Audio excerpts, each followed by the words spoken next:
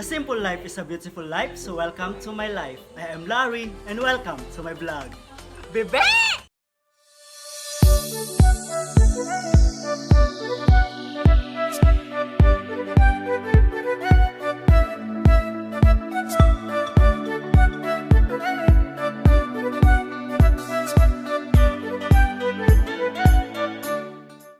So ayun guys, today's vlog tayo ay magwa-washing ng ating motor.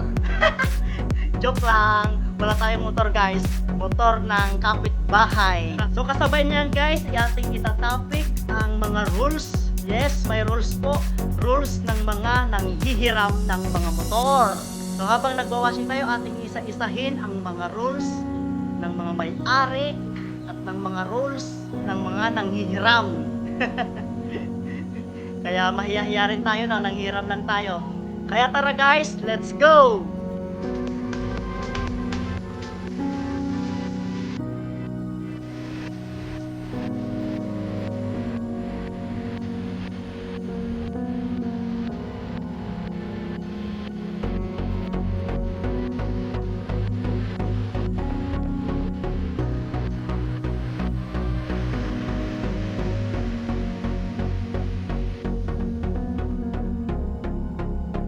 So ito guys, yung motor na ating lilinisin.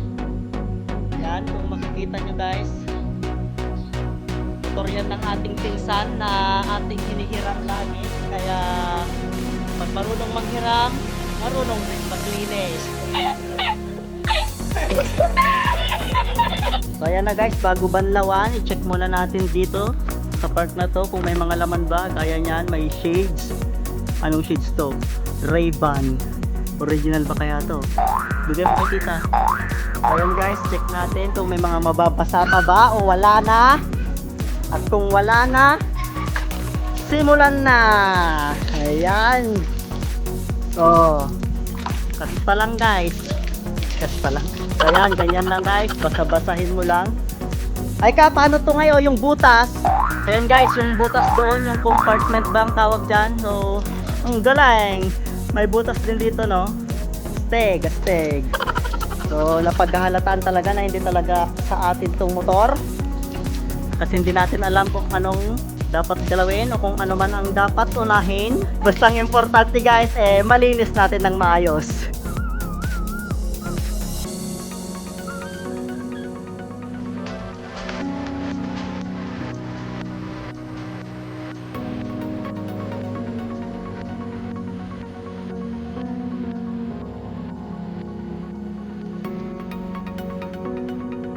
So ito na guys yung next step natin pagkatapos nating banlawan. Yan. Sasabunin na natin. So konting tips lang guys, ang gagamitin natin ay hindi powder, hindi bareta, kundi dishwashing liquid. Ayan. Para pinong-pino guys. Para hindi magasgasan. Para hindi magasgasan yung motor. So tara guys, sabunin na natin. Let's go!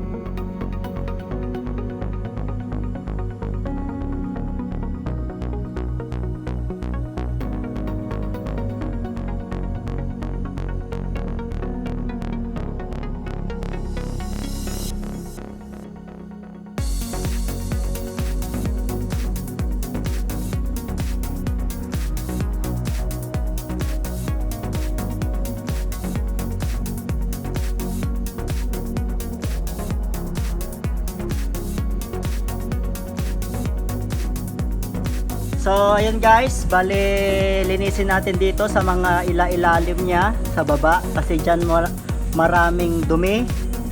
Ayun, so habang naglilinis tayo guys, simulan na natin yung rules ng nanghihiram. Number 1 guys, dapat tayo ay magpaalam. Siyempre naman, manghihiram ka, di dapat magpaalam, no? Yung basta-bastang kukuha ka na lang ng susi, kukunin mo na, diretso sa kwarto, kukunin mo na yung susi at kukunin mo na yung motor, itatakbo mo na, ano yun, gablin. Parang ako lang yun ha. Bebe! Ayan, linis-linis lang, oh. Legit guys.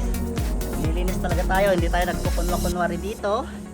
Kasi ang rules number 2 natin, kapag humiram ka na malinis, ibalik mo ring malinis. Kasi guys, yung iba dyan, kapag humiram sila ng motor, ibabalik na nila putik-putik na, o kung may mga daga-daga may mga lupa-lupa na dito, no, sa may apakan ng paa.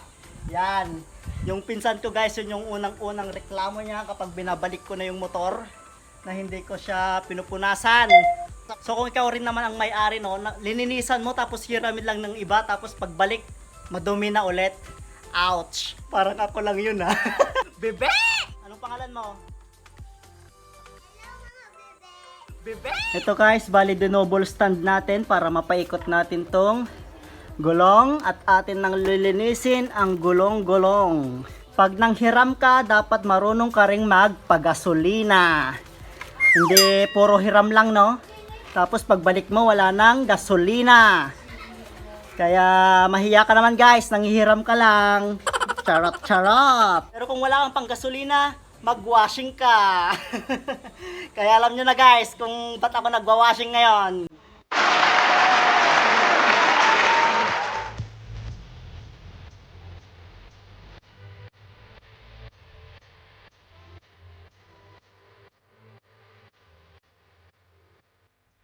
So ayan guys, para tumaas dito sa gulong na to, kasi kailangan nating linisin yung gulong sa harap, gagamitin natin yan.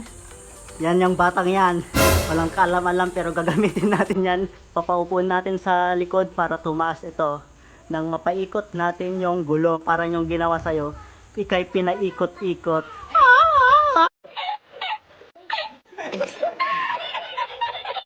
Guys, umaangal yung bata. Umaangal, ayaw umangkas sa likod. Pero dadaanin natin yan sa magic. Oh, piso, stick. Oh, puna sa likod. Oh, po ka daw. Ano po, may stick ko ka mamaya. Ayan, oh. Oh, yun. Oh, oops. Oh, wala nga. Diyan ka lang. Diyan ka lang.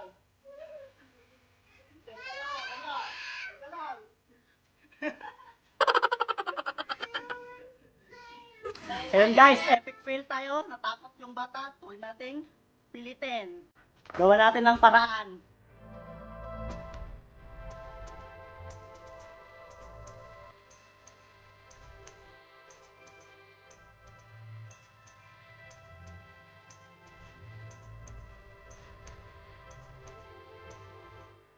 So ayun guys, since natakot yung batang umupo sa likod, yun, kita mo naman, oh. Wow! Tumas na ito guys. Ayan. Oh!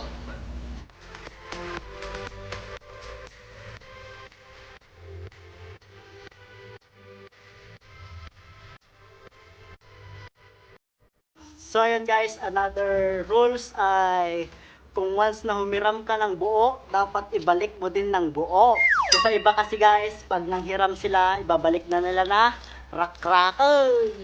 Wala na, yung motor mo na perdeng. So ayun guys, sa mga nanghihiram dyan, mag-ingat-ingat din naman pag nanghiram, kasi hiram lang yung motor, no? So wag kang kupal. Another rules, pag walang hiram, huwag angkinin. Pag hiram lang. Huwag ipagmayabang dahil ang motor na ginagamit mo ay hiram lang. Huwag pang chicks. Pang emergency lang. Huwag kang hiram kung pang chicks mo lang. Mag-bike ka kung gusto mo magkipag-chicks.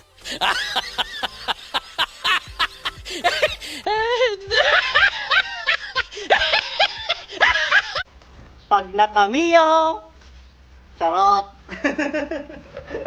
Alam mo na, ha? Bebe!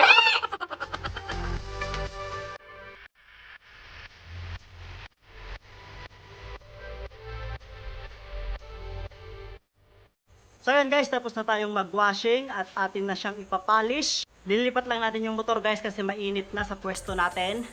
Baka yung kulay natin ay lalong mangitim. So tara, next setup tayo.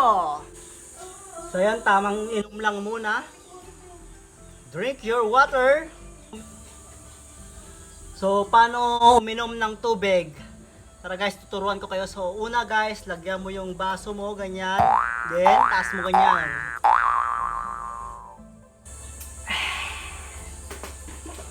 Sarap! Cheers to water!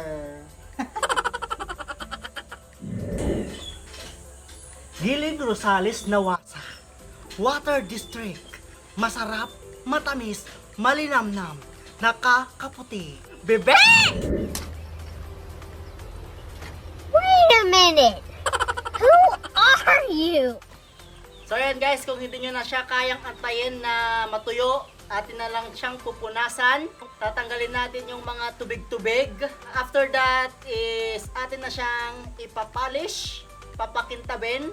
Yun. 5 minutes later. 6.5 hours later.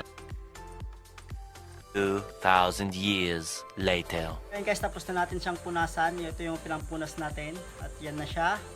Atin na siyang ipapolish. Pero parang pagod na ako guys. Hindi ko alam kung kakayanin pa ng powers natin na ituloy ang ginagawa natin.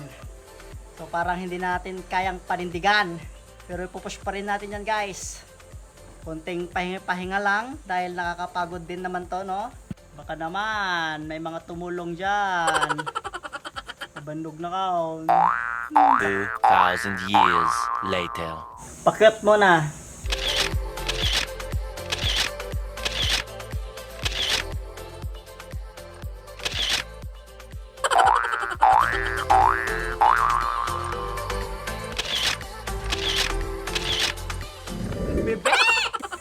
So guys, ito na yung gagamitin nating pang polish. Hindi ko alam kung anong brand nito. So hindi siya sponsor kaya walang pangalan siguro. Tsaka ito naman yung pamunas natin. So guys, pagod na ako. Alam nyo naman na siguro kung paano mag-polish nun. Hindi ko napapakita dahil pagod na ako. Yan. Diyan muna yan. At ako'y matutulog muna. Joke lang. Amuyo dayta. Naging kuko na kayo manan. Bebe! So yun guys, tara na at mag-polish. Atin na siyang pakikintabin. Diyan lang kayo, samahan niyo ako at maya maya ipapacheck natin ang finished product ng ating ginawa sa may-ari. Tara, let's go!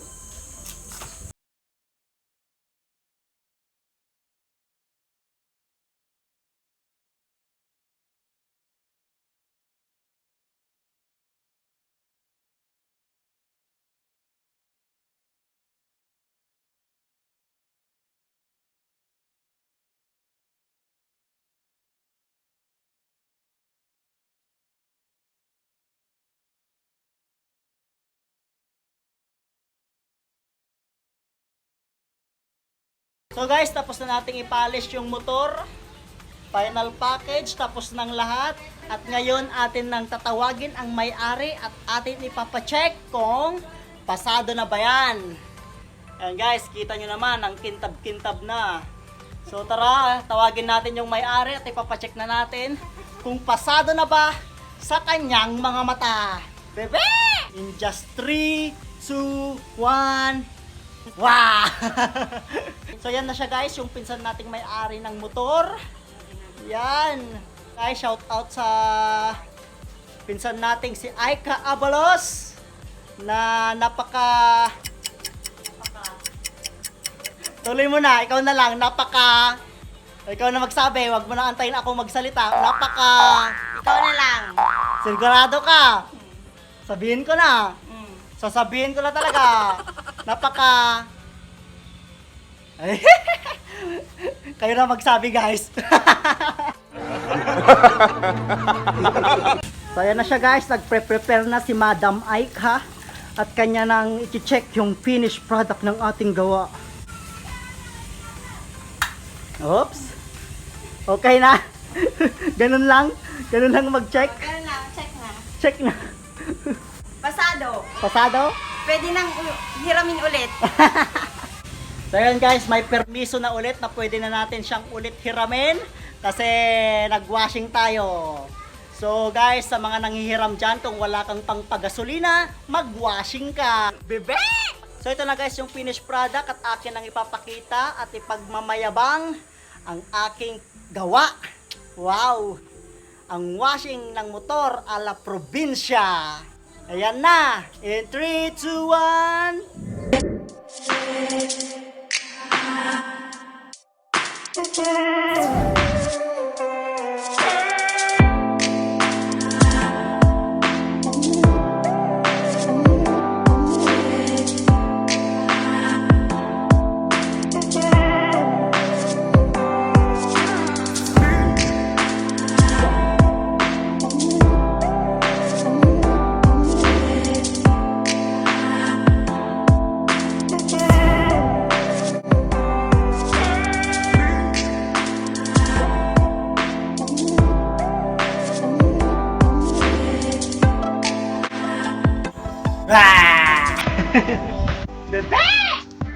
So yun guys, hanggang dito na lang. Hanggang sa muli. Peace out and be safe.